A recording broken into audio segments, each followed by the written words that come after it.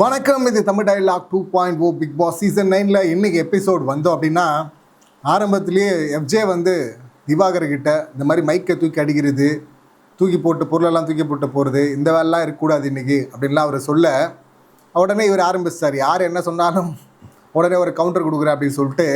Counter கூட கிடையாது, அது வந்து என்னன்னு சொல்கிறது கிடையாது. என்ன சொல்கிறது, இஷ்டத்துக்கும் கத்திக்கிட்டே இருக்கிறது இந்த தர்பீஸு.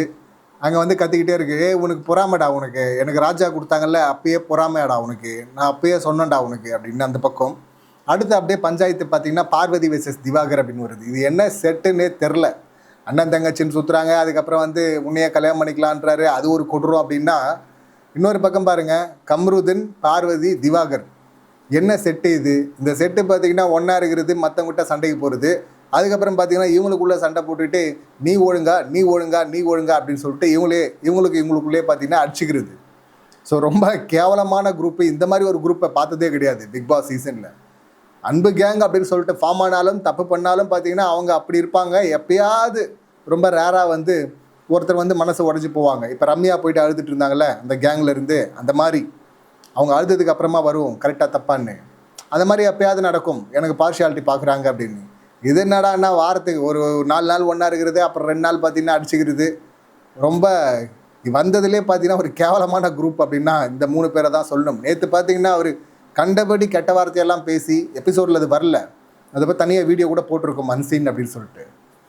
இந்த செருப்பை தூக்கி அடிக்கிற அப்படி கீழே மேலே ஏற்றுறாரு, செருப்பை கெட்ட வார்த்தையில் திட்டுறா, அப்படி புறம்போக்கு நாய் அப்படின்னு சொல்லிட்டு இஷ்டத்துக்கும் வார்த்தையை ஒரு அப்படி கம்ருதீன் பார்வை பார்த்து. ஆனால் இவர் தான் நியாயம் கேட்டிருந்தார், பார்வதிக்கு நியாயம் கேட்குற அப்படின்னு சொல்லிட்டு வந்துட்டு இருந்தா. அப்படி ரொம்ப கேவலமாக இல்லை அது? ஸோ என்னத்த சொல்கிறது, இது இந்த சண்டை போச்சிங்களா. அடுத்து பார்த்திங்கன்னா அரசவையை கூட்டுறாங்க. இங்கே 2 டாஸ்கில் தர்பீஸ் அணி ஜெயிச்சிருக்கிறதுனால 2 வைரக்கல் அப்படின்னு சொல்லிட்டு கொடுக்குறாங்க. அதை வச்சு கானா வினோத் வழக்கம் போல் காமெடி பண்ணிகிட்டு இருந்தார். Comedy serious business. அது வந்து அட்டன் பண்ண போகிறவங்க வந்து பார்த்திங்கன்னா கொஞ்சம் கேர்ஃபுல்லாக தான் இருக்கணும். சண்டையில் கிழியாத சட்டை எங்கே இருக்குது அப்படின்வாங்களே, அந்த மாதிரி தான். கவுண்டர் போடலாம். ஒரு 2-3 கவுண்டர் வந்து சூப்பராக இருந்தது, ஒர்க் அவுட் ஆச்சு. கடலை மிட்டாய் அப்படின்னு சொல்லிட்டு எடுத்து சாப்பிட்டு போகிறாரு. கிருஷ்ணர் வந்து வெண்ணையை திருடின மாதிரி பார்த்தீங்கன்னா தாரை திருடி சாப்பிட்ருக்காரு போல இருக்குது அப்படின்லாம் சொல்லிட்டு கவுண்டர் போட்டதெல்லாம் ஓகே. அடுத்து ஏதோ சிலைன்னு சொல்லிட்டு சொல்கிறாரு பொழுது, அங்கே வந்து மியூட் பண்ணிட்டாங்க. அது மியூட் பண்ணுற மாதிரி தான், கொஞ்சம் ஓவர் போர்ட் போயிடுவாங்க. அங்கே ஒரு கண்ட்ரோல் வேணும் வினோத்துக்கு. இனிமே வந்து அவர் கண்ட்ரோல் பண்ணிப்பார் அப்படின்லாம் தோணலை. இதுக்கப்புறம் கண்ட்ரோல் பண்ண முடியாது. கலாய்க்கிறதுன்னு இறங்கிட்டாருன்னா இறங்கிடுறாரு. அப்படி இறங்கி போனால் வந்து திரும்ப அதனால் நடக்கிற பிரச்சனைகள்லாம் வந்து ஃபேஸ் பண்ணி தான் ஆகணும். இப்போ பஞ்சாயத்து அப்படின்னா அரோரா வராங்க. அவங்க வந்து நேற்று பஞ்சாயத்து அது அமைச்சரை வந்து சிறைக்கு அனுப்பணும், ஏன்னா வந்து மரியாதை குறைவாக பேசிட்டார்ல, அதுதான் வேறு மாதிரிலாம் வந்தது. நாமளும் வீடியோ போட்டோம். அவங்க மியூட் பண்ணதில் வந்து பார்த்திங்கன்னா தீண்டத்தகாதவன் அப்படின்னு சொன்ன மாதிரி வந்தது. அவர் அந்த வார்த்தையை சொல்லனாலும் அவர் ஜாதி வெறி பிடிச்சவர் தான், அதை தான் நிறைய இடத்துல பண்ணிட்டாரு. அதுக்கு எதுக்கு இந்த சொன்னாரான்னு பார்க்கணும். தீச்சட்டி அப்படின்லாம் இல்லை, தீண்ட சட்டி கருச்சட்டி தலையா அப்படியா சொல்லுவாங்க. ஸோ அது அரோராவுக்கு தான் இந்த மாதிரி வளரணும். ஆனால் அரோராவே கரெக்டாக தான் சொல்லிட்டு இருந்தாங்க அங்கே தீஞ்ச அப்படின்னு சொல்லிட்டு. ஆனால் இவர் ஏன் தீண்ட அப்படின்னு ஆரம்பித்தார். ஸோ அதுதான் அப்படி போச்சு. அந்த வார்த்தை அவர் சொல்லனாலும் அவர் அப்படி தான் ஏற்றத்தாழ்வு, அப்படி மேலே கீழே அப்படின்னு தான் பார்க்குறாரு அவர் திவாகர். ஸோ அது இல்லாமல் இன்னொரு விஷயம் பாருங்கள், கேஸு அது நம்ம சொல்லிட்டு இருந்தோமா, எல்லா பெண்கள்கிட்டையும் நம்ம தப்பாக நெருங்கிட்டு இருக்கிறாரு, இது ரொம்ப தப்பாக இருக்குன்னு சொன்னோமா, அது இந்த டாஸ்க்குள்ளேயும் வருது பாருங்களேன். இப்போ இங்கே ஃபஸ்ட்டு வந்து முடியாது அப்படின்றாரு, அதுக்கப்புறம் வந்து 2 பேருமே ஜெயிலுக்கு போங்க அப்படின்னு சொல்லிட்டு பார்வதி நியாயம் சொல்கிறாங்க. ஒருத்தங்க கம்ப்ளைண்ட்டை வைக்கிறாங்க, ஒருத்தங்க தப்பு பண்ணியிருக்கான்னா 2 பேருமே ஜெயிலுக்கு போங்க அப்படின்னா, பிளாஸ்டரை ஓட்டுங்க வாயில் அப்படின்னா அது வந்து முடியாது அப்படின்றாங்க. திடீர்னு பார்த்தீங்கன்னா சாண்ட்ரா அந்த பக்கம், சாண்ட்ரா பிளாஸ்டர் ஓட்ட வந்தாங்களான்னு தெரியல, ஓடி வந்து இவர் கையை பிடிக்க வர்றாரு.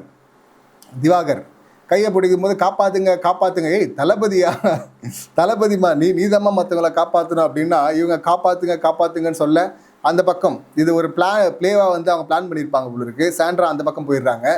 அப்புறம் எனக்கு இங்கே நீதி கிடைக்கல அப்படின்னு சொல்லிட்டு அரோராவும் போயிடுறாங்க. அடுத்து குடிமக்களில் கேட்குற அப்படின்னு சொல்லிட்டு எஃப்ஜே வந்து இந்த பெண் ராணி ஆள்ற நாட்டில் பார்த்தீங்கன்னா பெண்களுக்கே பாதுகாப்பு இல்லை, அந்தால எல்லா பொண்ணுங்களையும் பிடிச்சி இழுத்துட்டு இருக்கிறான் அப்படின்லாம் சொல்ல இவங்க கனி சொல்லிட்டு இருந்தாங்க.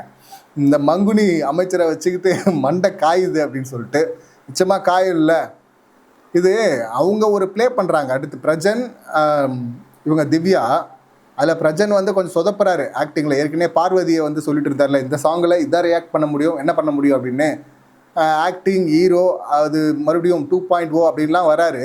ஆனால் பயங்கரமாக பிளேயில் சொதப்புறாரு. திவ்யா கிட்ட இருக்கிற ஒரு ரிஹர்சல் பண்ணிட்டு வந்து வார்த்தையை பேசுகிறாங்கல்ல, அந்த வார்த்தை கூட இவருக்கு வரமாட்டேங்குது. ஹீரோவாக வரணும் அப்படின்னு ஆசைப்பட்றீங்க, இல்லை குறைஞ்சபட்சம் நடிக்கணும்னு ஆசைப்பட்றீங்களா, அது ரிஹர்சல் பண்ணிட்டு வரணும்ல. போகிற போக்கில் நீங்கள் பாட்டு அவங்க ஒரு லாங்குவேஜில் பேசிட்டு இருந்தால் இவர் ரொம்ப நார்மல் இதில் பேசிகிட்டு இருக்காரு, படபடப்பாக வராரு. ஸோ அதில் கொஞ்சம் கான்சன்ட்ரேட் பண்ணிங்க. அது உங்கள் ஏரியா தானேங்க, நீங்கள் அங்கேயே சொதப்புனா எப்படிங்க அப்படின்னு தான் சொல்ல தோணுது. அதை பார்த்து பார்வதிக்கு வேணால் சந்தோஷமாக இருக்கும். ஆரம்பிக்கிறதுக்கு முன்னாடி ஆரம்பிங்க பார்க்கலாம் அப்படின்னாங்களே. ஏன்னா ஏற்கனவே அந்த ஹோட்டல் டாஸ்கில் இவங்க அந்த பரதநாட்டியம்னு சொல்லிட்டு ஒரு குதிச்சாங்கல்ல, அப்போ வந்து மின்சார கண்ணா பாட்டுக்கே இவர் கூட நடிக்கிறேன்னு சொல்லிட்டு சரியாக ரியாக்ஷன் பண்ணல, இல்லை கோஆப்ரேட் பண்ணல அப்படின்னு சொல்லிட்டு சண்டை வந்தது. ஸோ அப்படி பார்க்கும்போது இவர் கூட பர்ஃபார்ம் பண்ணுறது கொஞ்சம் கஷ்டம் தான் போல இருக்குது. அவங்க அங்கே பர்ஃபார்ம் பண்ணிட்டு இருக்காங்க. தர்பூசி பார்த்தீங்கன்னா வியனா கிட்ட வந்து இந்த பர்ஃபார்மன்ஸை போட்டிருக்கு. எதுக்கு அங்கே இவருக்கு தெரில. இவர் வந்து நம்ம நினச்சிட்டு நம்ம கூட சொல்லியிருந்தோம் இந்த திவ்யா கிட்ட தான் இருக்குது செக் இவருக்கு அப்படின்னு சொல்லிட்டு. ஆனால் திவ்யா வந்து இந்த டாஸ்கில் அவங்க ரியாக்ஷன்லாம் கொடுத்து அப்படி பண்ணிட்டுருக்குறாங்க. இன்னொரு இடத்துல பார்த்தோம், நம்ம ஆல்ரெடி வீடியோ கூட போட்டிருந்தோம். விஷ் பண்ணுறதுக்கு கை கொடுத்தா என்ன கையை போட்டு நசிக்கிட்டு இருக்கீங்க அப்படின்னு அவங்க கேட்க, ஒரு ஆசையில் தான் அப்படின்லாம் அவர் சொல்லிட்டுருக்குறாரு அப்படி. ஸோ அவங்ககிட்ட இருந்து செருப்படி ஊழன்னு பார்த்தா அவங்களும் அதை கொடுக்க போகிறது இல்லை. ஆனால் வேறு ஒருத்தருக்கு பண்ண போகிறாங்க சம்பவம்னு நினைக்கிறேன். எனக்கு இன்றைக்கி பார்க்கும்போது அப்படி தான் தோணுது. வியனா இருக்கிறாங்கல்ல, வியனா கிட்ட ஒரு ரொமான்ஸை பண்ணிகிட்டு இருக்காரு சம்மந்தமே இல்லாமல். டாஸ்க்கு அங்கே போயிட்டுருக்கு, அங்கே பர்ஃபார்ம் பண்ணிட்டுருக்காங்க. இவருக்கு இங்கே என்ன வேலை? அது இல்லாமல் பார்த்தீங்கன்னா வியனா 5 ரூபா நடிக்க சொன்னால் பார்த்தீங்கன்னா அவங்க 500 ரூபா 5000 ரூபாய்க்கு நடிக்கிறவங்க. வினோத் மேலே அவங்க எழுதின கேஸ்லாம் பார்த்தோம்ல. அப்படி இருக்கும்போது இவங்க வச்சு செய்ய போகிறாங்க திவாகரா, அவங்க செய்ய போகிறாங்கன்னு பார்க்கும்போது வியனா தான் வந்து செய்ய போகிறாங்க போல. இது பெருசாக அலிகேஷனை எழுத போகிறாங்க அப்படின்னு நினைக்கிறேன். கூடிய சீக்கிரம் அதை பார்க்குறதுக்கு வாய்ப்பு இருக்குது. அப்படி எதாவது பண்ணணும். அதுக்கப்புறம் பிளாஸ்டிக் போட்டு ஓட்டுறாங்க. ஆனாலும் பார்த்தீங்கன்னா இவரால் உட்கார முடியல, கண்ட்ரோல் பண்ண முடியாது. இதில் எஃப்ஜே சொன்னது பார்த்தீங்கன்னா விளையாட்டுலேயும் அந்த அலிகேஷன் வருது இல்லை, எல்லா பொண்ணுங்கிட்டே போயிட்டு கையை பூச்சி இழுத்துட்டு இருக்கிற இதை பண்ணிட்டு இருக்கேன்னு. அது அங்கே பண்ணுது தர்பீஸு. ஸோ பெருசாக இது மாட்ட போகுது அப்படின்னு தான் தோணுது. அந்த டாஸ்கில் பார்த்தீங்கன்னா கோட்டை கட்டுற டாஸ்க்கு, அந்த கோட்டை கட்டுறதுல இவங்க வின் பண்ணிடுறாங்க. யார்? நம்ம கானா டீம் வின் பண்ணுது. அவங்க ஃபோர்ஸ்ஃபுல்லாக இருக்காங்களா, ஒரு பக்கம் கம்ருதன், இன்னொரு பக்கம் கானா, அப்புறம் அமித். இவங்க அட்டாக்கும் பார்த்தீங்கன்னா பயங்கரமாக இருந்தது. ஃபஸ்ட்டு பஸர் அடித்ததுக்கப்புறமா கை எடுக்கல சுபிக்ஷா. அதுக்கப்புறமா வந்து நம்ம ஒத்துக்கணும் அப்படின்னு சொல்லிட்டு இவர் சபரி வந்து சொல்கிறாரு நம்ம மேலே தான் தப்பு, அதுக்கப்புறம் தான் அவங்க மேலே தப்புன்னு சொல்லும்போது அங்கே வாட்டர் மெலன் பொங்குது பார்த்தீங்களா. அதை நீ சொல்லாதப்பா அப்படின்னு. தப்பு பண்ணேன்னு சொல்லிட்டு ஒத்துக்கிறதுல என்ன பிரச்சனை? இந்த ஆள் தான் ஒத்துக்க மாட்டேன்றான்னா அந்த டீமே ஒத்துக்கூடாது, யாருமே ஒத்துக்கூடாது அப்படின்லாம் இவர் சொல்லிட்டு இருந்தாரு. இவர் நான் நியாயமாக இருக்கிறேன் நான் அப்படின்னு சொல்லிட்டு சபரி சொல்ல, அதுக்கப்புறம் சுபிக்ஷாவும் ஆமாம் தப்பு எங்கள் மேலே தான், ஆனால் அவங்களும் தப்பு அப்படின்னு சொல்ல, இப்போ வந்து ரீமேட்ச் அப்படின்னு குதிக்கிறாங்க பார்வதி. இங்கே வந்து பிக் பாஸ் வந்து கழுவி ஊற்றிட்டாரு. அதாவது வச்சு செய்யறதுன்றவாங்கல்ல, இந்த மாதிரி தான் எதிர்பாராத டைமில் செய்கிறாரு. நீங்களும் வந்து டோரை க்ளோஸ் பண்ணுறதுக்கு லேர்ன் பண்ணிக்கணும் அப்படின்லாம் சொல்லிட்டு நேற்று செஞ்சார்ல. இன்றைக்கி பார்த்தீங்கன்னா ரீமேட்ச் கேட்கும்போது இந்த பக்கம் விக்ரம் வந்து முடியாது அப்படிங்கிற அப்படி. இப்போ பிக் பாஸ் வந்து மறுமுறை மீண்டும் ஆட்டம் இருக்காது அப்படின்லாம் சொல்ல, அதுக்குள்ளே இவங்க குதிக்க ரெடி ஆகிடுறாங்க என்ஜாய் பண்ணுறதுக்கு பார்வதி. உடனே பார்த்தீங்கன்னா அப்படியே அந்தர்பல்ட்டி அடிச்சிடுவாங்க. அந்தர்பல்ட்டி அடிக்கிறது தான் அவங்களுக்கு ஈஸியாக வருமே. ஸோ ஓகே அப்படின்னு சொல்லிட்டு அக்செப்ட் பண்ணிக்கிறாங்களா. நீங்கள் சொல்கிறதால ஒத்துக்கிறேன் அப்படின்றாங்க. ஒத்துக்க மாட்டேன்னு வேறு சொல்வியா அப்படின்னு தான் சொல்லணும். ஸோ இந்த டாஸ்கில் பார்த்தீங்கன்னா இந்த கேப்பில் அரோரா வந்து அந்த கல்லை அடுக்கி இதை இப்படி ஒரு சப்போர்ட்டில் நீங்கள் வந்து கோட்டையை கட்டணும். ஆனால் கோட்டை இவங்க கட்டினதே ரொம்ப தப்பாக இருந்தது, அபத்தமாக இருந்தது. எனக்கு கனி இந்த சுபிக்ஷா கட்டினது 2 கல்லை சிங்கிளாக வச்சுட்டு சப்போர்ட்டே இல்லாமல் அதுக்கு மேலே இன்னொன்று வச்சிங்கன்னா எப்படி நிற்கும் மேலே டாப்பில் வைக்கும்போது? இதெல்லாம் பேசிக் இல்லை. ஒன்று சிங்கிளாக வைக்கலாம், இல்லை டபுளாக கட்டுறீங்கன்னா அதுக்கு ஒரு சப்போர்ட் தேவைப்படும்ல பேஸில். இந்த பேசிக் புரிதல் கூட இல்லைங்க. அங்கே வந்து இதில் தர்பீஸுக்கு தெரியாது, ஓகே, கனியாக்காக ஒன்றும் புரியல. அட்லீஸ்ட்டு இவராவது சொல்லியிருக்கணும்ல சபரியாச்சும். இவ்வளோ நம்ம புத்திசாலின்னு நினைக்கிறோம் சுபிக்ஷாவை. இந்த அளவு கூட பேஸ் தெரில உனக்கு, எப்படி வந்து பேஸை வந்து ஸ்ட்ராங் பண்ணணும். இப்போ அதை அரோரா வந்து சொல்லி காட்டுறாங்க, 2 பக்கம் சப்போர்ட் வச்சுட்டு சென்டரில் நிற்க வச்சிங்கன்னா அது வந்து கரெக்டாக இருக்கும் அப்படின்னு சொல்லிட்டு. அவ்வளோ கல் இருக்குல்ல, ஒரு சப்போர்ட் மட்டும் இல்லை, நிறைய சப்போர்ட் கூட கொடுக்கலாம் அதுக்கு. அப்போ தானே அது ஸ்ட்ராங்காக நிற்கும். அடித்தாலும் பால் பட்டாலும் கலையாத மாதிரி வந்து சப்போர்ட்டை கொடுக்கலாம். அவ்வளோ கல் இருக்குல்ல, நீங்கள் என்ன ஃபுல்லாக கட்டுற போகிறீங்க கோட்டையை? இந்த பேசிக் ஐடியாவே இல்லாமல் அதை சொதப்பிட்டு இருந்தாங்க. இது வந்து அரோரா வந்து பண்ணி காட்டுறாங்க, 2 கல்லை வச்சுட்டு சப்போர்ட் கொடுத்து நடுவில் வச்சா நிற்கும் பாருங்கள் அப்படின்னு சொல்லிட்டு. இதுக்கு வந்து பார்வதி சம்மந்தமே இல்லாமல் இங்கேருந்து அங்கே ஜம்ப் அடிச்சிட்டாங்க அந்த நாட்டுக்கு அப்படின்றதுனால அங்கே வந்து அதனாலயா இல்லை என்ன பிரச்சனைன்னு தெரியல, இவங்களுக்கு எதிராக சதி பண்ணுறாங்க அப்படின்லாம் வந்து சொல்லிட்டு இருந்தாங்கல்ல, அதனாலயா இங்கே சம்மந்தமே இல்லாமல் வந்து உன் மனசில் என்ன இருக்கோ அதுதான் வெளியே வருது, இந்த மாதிரி ஆபாச குப்பையாக தான் வருது அப்படின்னு சொல்லிட்டு அதை ஆபாசமாக பார்க்குறாங்க. சாண்ட்ரா கிட்ட அதை சொல்லும்போது சாண்ட்ரா சொல்லிட்டுருந்தாங்களே, அரண்டவன் கண்ணுக்கு இருண்டதெல்லாம் பேய் மாதிரி அப்படின்வாங்கன்னு. அந்த மாதிரி தான் இருக்குல்ல ஆபாசங்கிற. அந்த பக்கம் விக்ரமை பார்த்து வக்ரம் சொல்லும்போது சரி ஏதோ அவங்களுக்கு புரியல, வார்த்தைக்கான அர்த்தம் தெரியாமல் திணறாங்க. ஏன்னா நிறைய இடத்துல அதை பார்த்துருக்குறோம். ஆமோதிக்கிறேன்னு சொல்லிட்டு எதுக்கு சொல்லுவாங்கன்னே தெரியாமல் இஷ்டத்துக்கும் சொல்லிட்டு இருந்தாங்க. எதிர்க்கிறேனுங்கிறதுக்கு ஆமோதிக்கிறேன்றாங்க.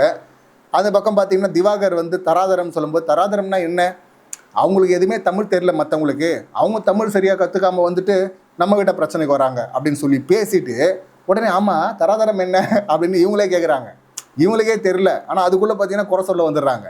ஸோ அதனால் வந்து இவங்களுக்கு ஒரு பில்டப்பு தான் தமிழ். அதுவும் எப்படி மதுரை சங்கம் வளர்த்த மதுரையில் பார்த்தீங்கன்னா இவங்க வந்து சுத்தமான கலப்படம் இல்லாத தமிழ் பொண் அப்படின்லாம் வேற சொன்னாங்கல்ல. அவங்க அம்மாவும் பார்த்தீங்கன்னா என்ட்ரியில் வந்து பாரதியார் கவிதையோடு எடுத்துகிட்டு போய் கம்பேர் பண்ணாங்கல்ல, அக்கினி குஞ்சொன்று அப்படின்னு. கொடுமை கொடுமை, என்னடா இது பாரதியார் கவிதைக்கு வந்த சோதனை அப்படின்னு தான் சொல்லணும். ஸோ இவங்களுக்கு சுத்தமாக தெரியல, தெரிஞ்ச மாதிரி ஒரு பில்டப் தான் இருக்குது பார்வதிக்கு.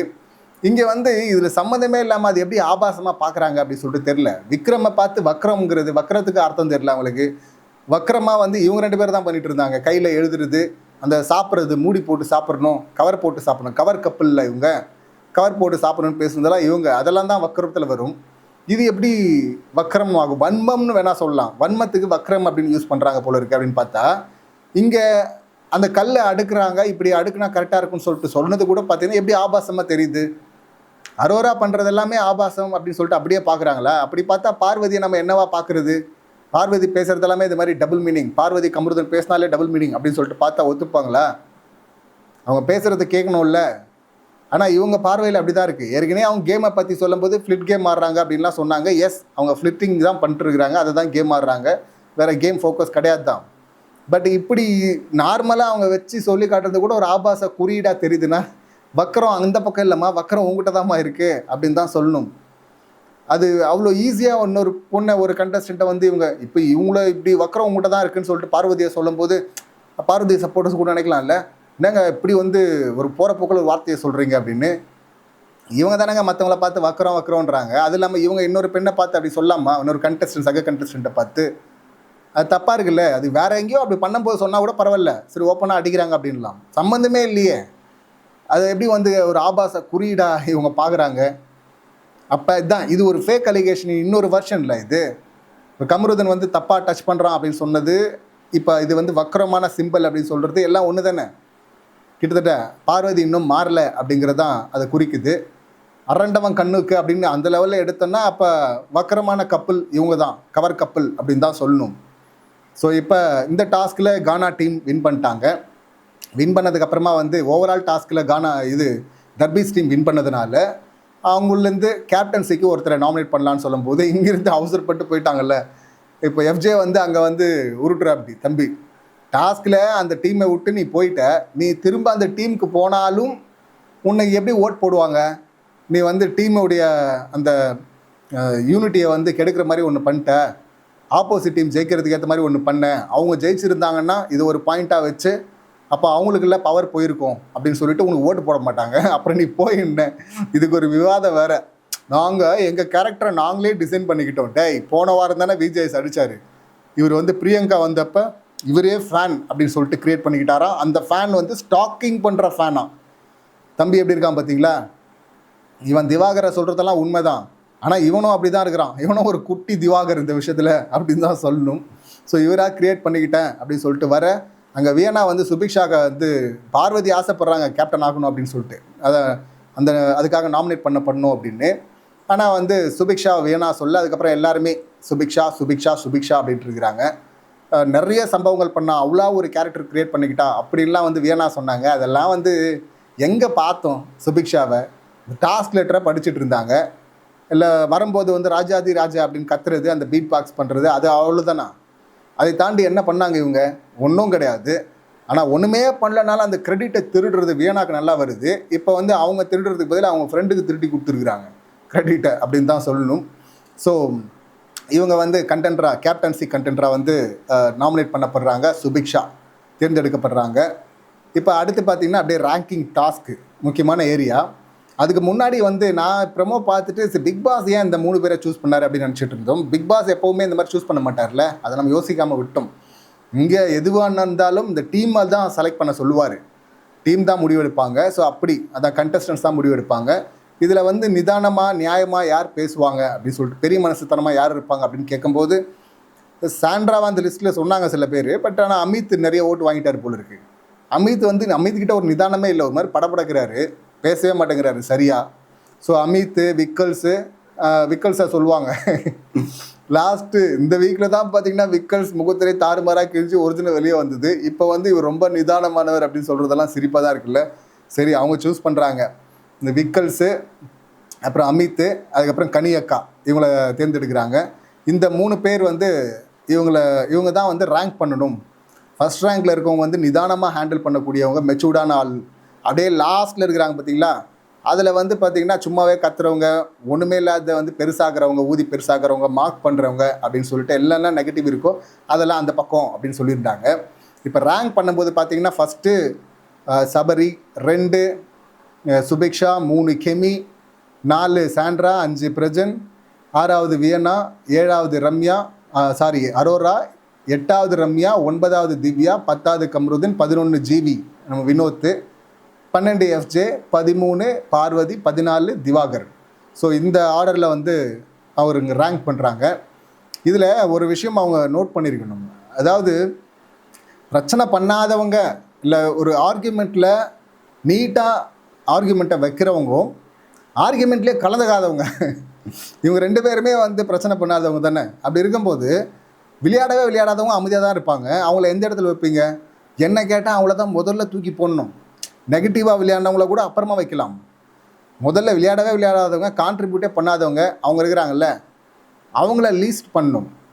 இல்லைப்பா இது கான்ட்ரிபியூட் பண்ணலனாலும் இவங்க எதுவும் நெகட்டிவாக பண்ணல, அந்த அளவுக்கு மோசமாக நெகட்டிவாக பண்ணல அப்படின்னா அந்த ரொம்ப மோசமாக பண்ணணும் தூக்கி லாஸ்ட்டில் போடலாம். பட் அவங்கள வந்து ஃப்ரண்ட்டில் எடுத்துகிட்டு வரக்கூடாது. இதில் சுபிக்ஷா, கெமி வந்ததில் நிறைய பேருக்கு உடன்பாடு கிடையாது. இந்த விஷயம் எதுக்காக வைக்கப்பட்டது கொஞ்சம் கூட யோசிக்க மாட்டேங்கிறாங்க. இப்போ ஜட்ஜஸாக வந்தவங்க ரொம்ப காமாக ஆன்சர் பண்ணுறேன் அப்படின்னு சொல்லிட்டு விக்கல்ஸ் வந்து ஆன்சர் பண்ணுறாரு. இவங்களும் கனியும் ட்ரை பண்ணுற, படபடப்பாக பேசினாலும் கொஞ்சம் நிதானமாக நான் சொல்கிறேன் காரணத்தை அப்படின்னு சொல்லிட்டு ட்ரை பண்ணுறாங்க.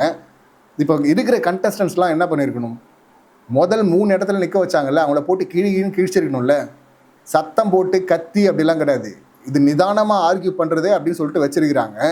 அப்போ அவங்க என்னெல்லாம் பண்ணாங்க அப்படின்னு சொல்லிட்டு, இப்போ பிரஜன் வந்து இவங்க திவ்யா வந்து இவங்க சபரியை வந்து சொல்கிறாங்க, கேப்டனாக அவர் வந்து கூலாக இருந்தாரா, அவர் கூல் தான் மொத்தமாக கூல் ஆகிடுச்சு அப்படின்னு சொல்லிட்டு அதை சொல்ல வராங்க. அதை வந்து நிதானமாகலாம் சொல்லணும். இந்த சம்பவம் நடந்தது, இந்த சம்பவத்தில் இவர் இப்படி பண்ணார், இது தப்பு இல்லையா அப்படின்னு சொல்லிட்டு அவங்களுக்கே ஒரு கில்ட் ட்ரிப்பை ஏற்படுத்திடணும். அப்படி ஏற்படுத்திட்டு அவங்களே வந்து இடம் மாறிப்பாங்க. இல்லைனா ஜட்ஜஸ் வந்து ஆமாம்ல இவ்வளோ சம்பவத்தை அடக்கிட்டாங்க, இத்தனை கேள்வி கேட்டிருக்கிறாங்க, இந்த இடத்துக்கு இவங்க தகுதி இல்லையோ, தப்பாக பண்ணிட்டோமோ அப்படின்னு சொல்லிட்டு அவங்கள யோசிக்க வைக்கணும். ஆனால் அதை பண்ணாமல் மறுபடியும் இவங்க ஆர்கியூமெண்ட்டுக்கு இங்கே போகிறாங்க. இங்கே பார்வதி வந்து நான் இங்கே இருக்கிறதுக்கு தகுதி, இந்த இடம் எனக்கானது கிடையாது அப்படின்னு அவங்க சொல்ல, அந்த பக்கம் திவாகர் பார்த்தீங்கன்னா பேசிக்கிட்டே இருப்பார்ல, அவர் சம்மந்தமே இல்லாமல் ஜட்ஜாக இருக்கிற கனியை பார்த்து அவங்க வந்து குரூப்பிசம் பண்ணுறாங்க, மார்க் பண்ணுறாங்க, அவங்க புறணி பேசுகிறாங்க, அவங்க தான் வந்து இங்கே நிற்கணும். யோ அவங்க எப்படியா வந்து நிற்பாங்க? ஆல்ரெடி போட்டியிலே இல்லாத ஜட்ஜு எப்படி வந்து அங்கே நிற்பாங்க? அதான் அவுட் ஆஃப் த பாக்ஸில் இதாக ஒன்று பேசணுமேன்னு சொல்லிட்டு உளறிட்டு இருக்கிறது. கேம் சீரியஸ் ஆக இந்த மாதிரி டுபாகோர்லாம் வந்து இரிட்டேட் பண்ணுறாங்கல்ல, அதுலேயும் பார்த்தீங்கன்னா மற்ற அந்த கேவலமான விஷயங்கள்லாம் வேறு பண்ணுறது. இதில் வந்து தராதரம் தகுதிலாம் வேறு பேசுகிறது இந்த பீஸு. ஸோ அடுத்து இதில் கம்ருதீன் கூட வந்து கேட்டு இருந்தார். என்னை பொறுத்தவரை நான் ரேங்க் பண்ணேன்னா கம்ருதீனை தூக்கி லாஸ்ட்டில் போடுவேன், 14th இல்லை. ஏன்னா கொஞ்சம் கூட ஒரு செல்ஃப் கண்ட்ரோல் இல்லாத ஆள் யாரா அப்படின்னா இந்த கம்ருதீன். சின்ன சின்ன விஷயத்துக்கும் நேற்று என்ன நடந்தது, நெய்யை திருடிருக்கிறாரு, அதை பார்வதி வந்து எடுக்கக்கூடாதுன்னு சொல்லியிருக்கிறாங்க. பக்கத்தில் சுபிக்ஷா இருந்ததுனால, சுபிக்ஷா இல்லைன்னா அவங்களும் சொல்லியிருக்க போகிறதில்ல. இப்போ அதுக்கு பார்த்தீங்கன்னா செருப்பை தூக்கி அடிக்கிறது, கெட்ட வார்த்தையெல்லாம் பேசுகிறது, கண்டபடி பேசுகிறது, புறம்போக்கு நாய் அப்படிங்கிறது, அப்புறம் லூசு மென்ட்லு பைத்தியம் அப்படின்னு சொல்லிட்டு திவாகரை திட்டின கேஸ்லாம் இருக்குது. இது இவர் துஷாரை அடிக்க போனது, ஆதிரி அடிக்க போனது, இவன் பண்ண எல்லாமே இப்படி தான் காரி துப்புனது, இப்படி ஏகப்பட்டது இருக்குல்ல. இது வந்து கண்டஸ்டண்ட்டாகவே இருக்க தகுதி கிடையாது சொல்லிட்டு 14வது இடத்துல கம்ருதீனை போட்டிருக்கணும். அதுக்கப்புறமா தான் லீஸ்ட்டு இவங்க எடுத்துருக்கணும் லிஸ்ட்டு. அதான் நியாயமாக பண்ணியிருக்கணும். இப்போ சபரி அங்கே இருக்க சரியா அப்படின்னா இப்போ சபரி அவருடைய பாயிண்ட்டை வைக்கலாம். நான் வந்து எஸ் இந்த கேப்டன்சி டாஸ்கில் வந்து லூஸ் பண்ணார், அதை வந்து ஆப்போசிட்டில் இருக்கவங்க வைக்கலாம். அதுக்கு பதில் கொடுக்கும்போது எஸ் இங்கே எல்லாருமே கண்ட்ரோலில் ஒரு டைமில் லூஸ் பண்ணியிருக்கிறோம், நான் வந்து இந்த டாஸ்கில் தான் பண்ணேன், மற்ற இடங்களில் அன்வான்டாக எதுவும் நான் பேசல, யார் என்ன பிரச்சனையில் இருந்தாலும் நான் போய் அதை சார்ட் அவுட் பண்ண தானே பார்த்தேன். அதுக்கு முன்னாடி நீ இங்கே பண்ணியப்பா, ரம்யா பிரச்சனை, ரம்யா திவாகர் பிரச்சனை, தராதரன் பிரச்சனை, அங்கேயும் வந்து கத்துனியப்பா, அப்புறம் கனி வெர்சஸ் திவாகர் அப்படின்னு வரும்போது அங்கேயும் கத்துனியப்பா அப்படின்னு சொல்லிட்டு வேறு விஷயங்களை அவங்க அடுக்கணும். இந்தந்த சம்பவம் நடந்துச்சு, இந்தந்த சம்பவங்களை இப்படியெல்லாம் பண்ண அப்படின்னு சொல்லிட்டு. ஸோ அப்படி எக்ஸ்போஸ் பண்ண தான் அந்த டாஸ்க் வச்சிருக்கிறாங்க. ஆனால் இவங்க அப்படி பண்ண மாட்டாங்களே. பிக் பாஸ் டீம்னாவோ கரெக்டாக பிக் பாஸ் கூட சொல்லிட்டு இருந்தார்ல, ஒரு பெரிய டீமு உட்காந்து இதுக்கு பின்னாடி ஒர்க் பண்ணி இந்த கான்செப்டை உருவாக்கி இதுதான் ஐடியான்னு சொல்லி இந்த கேரக்டருக்கு இவங்க அப்படின்னு ஃபிக்ஸ் பண்ணி கொடுத்தா, ரோல்லாம் கொடுத்தா வந்து என்ன எப்படியெல்லாம் சொதப்பணுமோ எல்லாத்தையும் பண்ணுறீங்கன்னார்ல. ஸோ அந்த மாதிரி தான் இது கொடுக்கப்பட்ட டாஸ்க் ஏற்ற மாதிரி அவங்க பண்ணலை. இதில் பிரஜன் திவ்யா கூட பார்த்தீங்கன்னா கொஞ்சம் நீட்டாக ஆர்கியூமெண்ட்டை வச்சுருக்கலாம். இது அவங்க பொசிஷனுக்கானது கிடையாது. முன்னாடி இந்த குருநாதா குருநாதா அப்படி சொல்லிட்டு முச்சந்தில் கூப்பிட்டு வச்சு சாணி அடிக்க விடுவாங்கள்ல, அந்த மாதிரி தான் இங்கே ஜட்ஜஸ் பார்த்தீங்கன்னா டாப் 5 செலக்ட் பண்ணிட்டாங்கன்னா இப்போ டாப் 5 உடைய முகத்திரையை கிழிக்கிறது தான் இவங்க வேலை. அவங்கள கிழித்து அவங்கள மாற்ற விட்டாங்கன்னா அப்போ ஜட்ஜஸ் சரியாக முடிவெடுக்கலை அப்படின்னு சொல்லிட்டு இவங்களும் எக்ஸ்போஸ் பண்ணலாம். ஸோ இந்த வேலையை தான் பார்த்துருக்கணும். ஆனால் அங்கே இருக்கிறவங்க யாரும் அதை பண்ணல. இங்கே ஓவராலாக இருந்தவங்களே பார்த்தீங்கன்னா சாண்ட்ரா ஒவ்வொருத்தராக போய் விக்கல்ஸ் கிட்ட கம்ப்ளைண்ட் பண்ண, நீ வந்து சரியாக பண்ணலன்னு.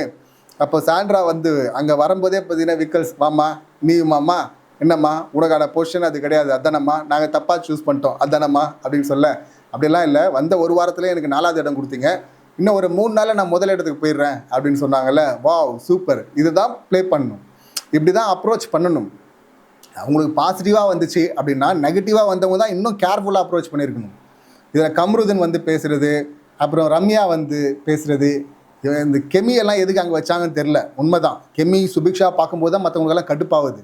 வியனாக்கே கடுப்பாகுதுன்னா பாருங்களேன், கடந்த 2 வாரமாக எதுவுமே பண்ணல, இது பண்ணோம் அது பண்ணணும்னு நினைக்கிறேன், நான் எக்ஸிக்யூட்டே பண்ணல, அவங்கள எடுத்துகிட்டு போய் அங்கே வச்சுருக்கிறீங்க அப்படின்லாம் கேட்டாங்க. எஸ் அவங்க 2 பேரும் அங்கே இருக்க தகுதியில் தான். சபரிக்காவது வந்து வச்சு டிபேட் பண்ணலாம், பட் கெமி சுபிக்ஷாலாம் அங்கே வச்சுருக்க கூடாது தான். அப்புறம் அடுத்து ரம்யாலாம் பேசுகிறது, ரம்யா உன்னை இங்கே வச்சதே பெருசுமா, அமைதியாருமா அப்படின்னு தான் சொல்லணும். ஏன்னா இவங்களே சொன்னவங்க தானே, என்ன மாதிரி ஒரு கேவலமான பொண்ணு இங்கே உலகத்திலே கிடையாது, இல்லை இங்கே கிடையவே கிடையாது, நான்லாம் வெளியில் ரவுடியாக்கும் பொறுக்கியாக்கும் அப்படின்னு கெட்ட வார்த்தை பேசுவேன் அப்படின்லாம் பெருமையாக பேசினவங்க இவங்க.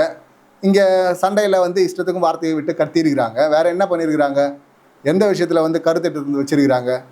சுபிக்ஷா வந்து நேற்று முந்தின நாள் பார்த்துல கானா வினோத் மேலே கேஸ் எழுதுனாங்கல்ல, வியனா சொல்லி, அந்த ஒரு விஷயம் தானே, அதுலேயும் அவங்க எக்ஸ்போஸ் ஆகிட்டாங்க. மற்றபடி எங்கே வந்து கருத்தை எடுத்துகிட்டு வைக்கிறாங்க, எந்த இஷ்யூ இருந்தாலும் போய் நின்று கருத்தை சொல்கிறாங்கல்ல, அவங்களில் யார் கண்ட்ரோலாக இருக்கிறாங்க, யார் கண்ட்ரோலில் லூஸ் பண்ணுறாங்க அப்படின்னு சொல்லிட்டு அப்படி வந்திருக்கணும். கான்ட்ரிபியூட் பண்ணுறவங்க தான் முதல்ல இருந்திருக்கணும். கான்ட்ரிபியூட் பண்ணுறவங்களில் ஃபஸ்ட்டு செகண்டு தேர்டு அப்படின்னு சொல்லிட்டு போயிருக்கணும். பட் திவ்யாவை எனக்கு அங்கே வச்சதில் எனக்கும் உடன்பாடு கிடையாது. அவங்க இன்னும் முன்னாடி வந்திருக்க வேண்டியவங்க.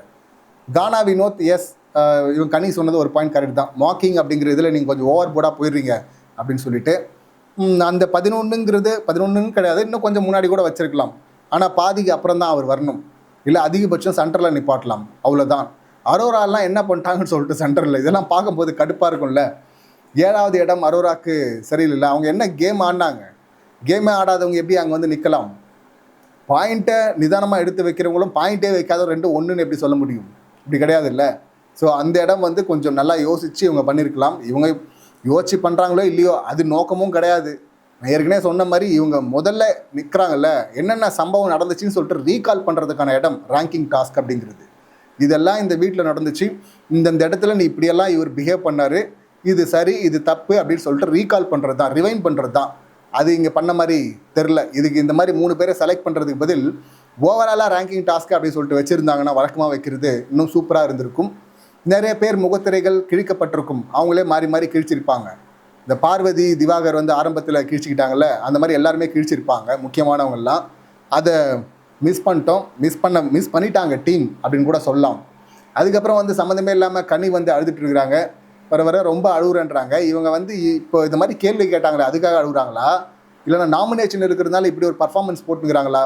அந்த பக்கம் பார்த்தீங்கன்னா ரம்யா எதுக்கு அழுகுறாங்கன்னே தெரில. என்ன டீமில் இருக்கிறதுனால இவங்களை தூக்கி முதல்ல கொடுக்கணும்னு ஆசைப்பட்றாங்களா? என்ன ரம்யா எப்படி கொடுப்பாங்க? ரம்யா என்ன கான்ட்ரிபியூட் பண்ணியிருக்கிறாங்க? இங்கே இருக்கிறதுல ஒரு அடிமை ரம்யா, முக்கியமான அடிமை.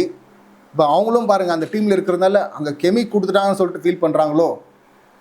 இதில் வந்து எந்த இடத்துல வந்து நீங்கள் சரியாக ஆர்குமெண்ட் பண்ணிட்டீங்க, ஆர்குமெண்ட்டில் பாயிண்ட் எடுத்து வச்சிட்டீங்க, கருத்தை சொல்லிட்டீங்க, நீங்கள் என்ன கருத்தை சொல்லி கிழிச்சிட்டாங்க இவங்க. ஸோ இவங்க பர்ஃபார்மன்ஸ்லாம் பார்க்கும்போது எனக்கு காமெடியாக தான் இருந்தது. ஸோ ஒரு வழியாக இது முடிஞ்சது. கடைசியாக லீஸ்ட்டில் இருக்கிற 3 பேரை தூக்கி ஜெயிலில் போடணும் அப்படிங்கிறாரு பிக் பாஸ். அந்த பிக் பாஸ் சொன்னதும் பார்த்தீங்கன்னா பார்வதி முடியாதுன்றாங்க, போய் தானே ஆகணுங்க. இப்போ போகும்போது வந்து எல்லா எதாவது சொன்னாலும் புன்முறுவலோடு ஏற்றுக்கிறது நாங்கள் தான் அப்படின்ட்டுலாம் போகிறாங்க. அங்கே போய் அந்த வாட்டர் மெலான் அது போய் வந்து கருத்தை பதிவு கொண்டு தான் நடிப்பு அரக்கன் அப்படின்னு சொல்லிட்டு கிறுக்கன் அப்படின்னு யாரோ சொன்னாங்கல்ல, அந்த கிறுக்கன் கூட கிடையாது, கேவலமானவன் அப்படிங்கிற ஜோனுக்கு போயிட்டார் அவர். இனி கிறுக்கனா கூட யாரும் பார்க்க மாட்டாங்க. பிக் பாஸ் வீட்டுக்குள்ளே வந்து நடிக்கவே முடியாது, ஒரிஜினல் வெளியே வந்துடும். ஸோ இது கேவலமான கேட்டகரிக்குள்ளே அந்த நடிப்பு கேவலம் போயிடுச்சு அப்படின்னு தான் சொல்லணும். இதில் பார்வதி ஒன்று பண்ணாங்க பார்த்தீங்களா, போகிறதுக்கு முன்னாடி ஒரு கில்ட் ட்ரிப் ஒன்று க்ரியேட் பண்ணுறது. இந்த வாரத்தில் அடி வாங்கினது நான், கஷ்டப்பட்டது நான், நிறைய வந்து ஹர்ட் ஆனது நான், என்னை ஜெயிலுக்கு அனுப்புறீங்களே அப்படின்னு. உன்னை ஜெயிலுக்கு அனுப்புறேன்னு அனுப்பலாமா, இந்த மாதிரி டாஸ்க் கொடுத்தாங்க, நாங்கள் நிற்க வச்சோம், லீஸ்ட்டில் இருக்கிறவங்களை தூக்கி ஜெயிலில் போடுவாங்கன்னு எங்களுக்கு எப்படிமா தெரியும் அப்படின்னு சொல்லிட்டு கனி சொல்லிட்டு இருந்தாங்க. ஸோ பார்வதி ப்ளே பண்ணுறதுல இந்த விஷயந்தான், இந்த மாதிரி ப்ளே பண்ணாங்கன்னா கரெக்டாக இருக்கும். ஆனால் அது எப்போவுமே பார்வதி கிட்ட அது எதிர்பார்க்க முடியாதுல்ல. இந்த அளவுக்காவது சில விஷயம் அங்கங்கே ஏதோ கேம்னு ஒன்று பண்ணுறாங்களே, அதுவே பெருசு அப்படின்னு தான் பார்க்கணும். ஆனால் அதுவே பெருசாக தெரியறதுக்கு காரணம் மற்றதெல்லாம் சும்மா இருக்கிறது. டைம் ஆகிடுச்சு, 38 நாள் ஆகிடுச்சு இல்லை, சீக்கிரமாக இந்நேரம் வந்திருக்கணும். பார்ப்போம் 50வது நாள் கிட்டையாவது வராங்களா அப்படின்னு சொல்லிட்டு பார்க்கலாம். இன்னைக்கு எபிசோட் சம்மந்தமான என்னுடைய கருத்துக்கள் இவ்வளோதான். நீங்கள் எதாவது சொல்லணும்னு நினச்சா அவங்க கருத்துக்களை கமெண்ட் பண்ணுங்கள். மீண்டும் அடுத்த வீடியோவில் சந்திக்கலாம். நன்றி, வணக்கம்.